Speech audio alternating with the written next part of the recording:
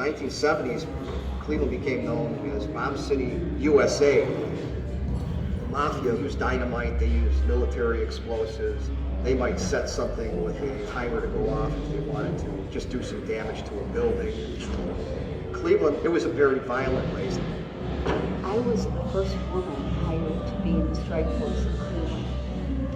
In this strike force, you put together an investigation of something you thought illegally was going on, and you prepared to try to prevent the furtherance of that conspiracy.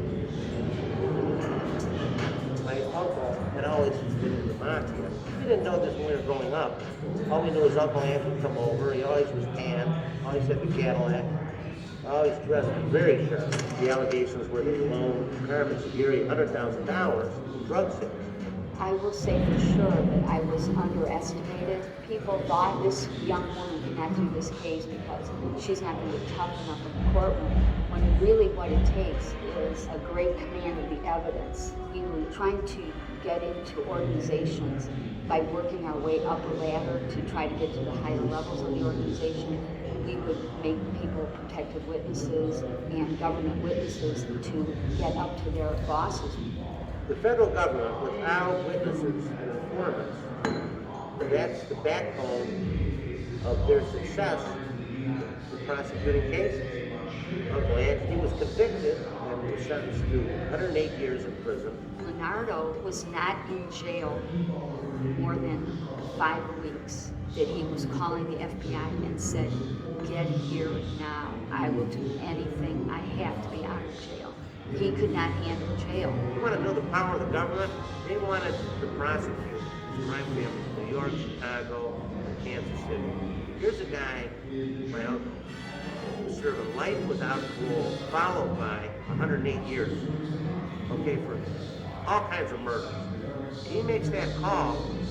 He never went back to prison. He never went back to prison. Cleveland, 1977. A struggle for power in the mafia leads to a wave of violence. Car robbery, murder. Angelo Leonardo, he wasn't going to just testify against things in Cleveland. He knew the whole story nationally. He knew what was going on in New York, Chicago. He knew what was going on with the Las Vegas skim operation. In a city known more for steel mills and shipping, the mob was able to make hundreds of millions of dollars in the rackets, industriously, quietly, with very little attention. And the Cleveland mob sent its money and its men all over the country. One of the witnesses is a former Cleveland mafia boss, Angelo Leonardo, who is now providing prosecutors with details. Angelo Leonardo was identified as the highest ranking mob member to defect when he became a government witness. That's the whole way this works, is trading up, getting as many people as you can.